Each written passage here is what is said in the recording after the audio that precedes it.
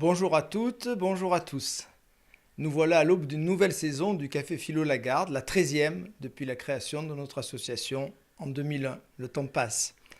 Cette année, nous débuterons exceptionnellement notre saison le 4e vendredi du mois pour des raisons indépendantes de notre volonté. Donc ça sera le vendredi 27 septembre et suivant un usage bien établi, c'est le président de l'association, votre serviteur, qui démarrera cette saison avec un sujet d'actualité, Internet, réseaux sociaux, une révolution, point d'interrogation.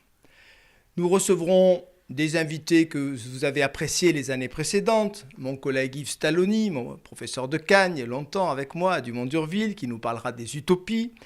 Alain Durel, au mois de décembre, écrivain dont on commence à beaucoup parler en France. Et nous nous interrogerons tous les deux sur le bonheur, avec ou sans le ciel, lui d'un point de vue religieux, moi d'un point de vue agnostique. Nous recevons Patrick Robert, que vous avez beaucoup apprécié il y a quelques années, avec un sujet brûlant, sexe et philosophie. Je pense que ça attirera beaucoup de monde au mois de janvier.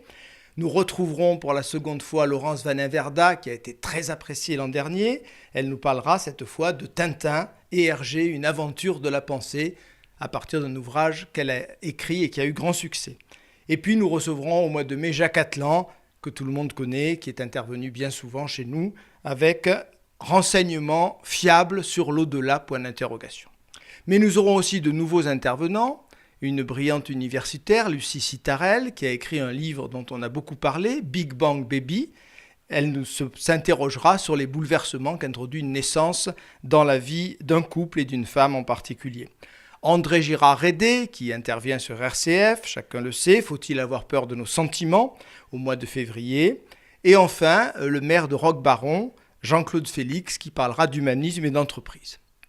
Et comme chaque année, habitude oblige, c'est à nouveau le président de l'association, votre serviteur, qui clôturera la saison au mois de juin avec une question que nous nous posons tous. Pourquoi le temps s'accélère-t-il, ou du moins pourquoi nous donne-t-il l'impression de s'accélérer ?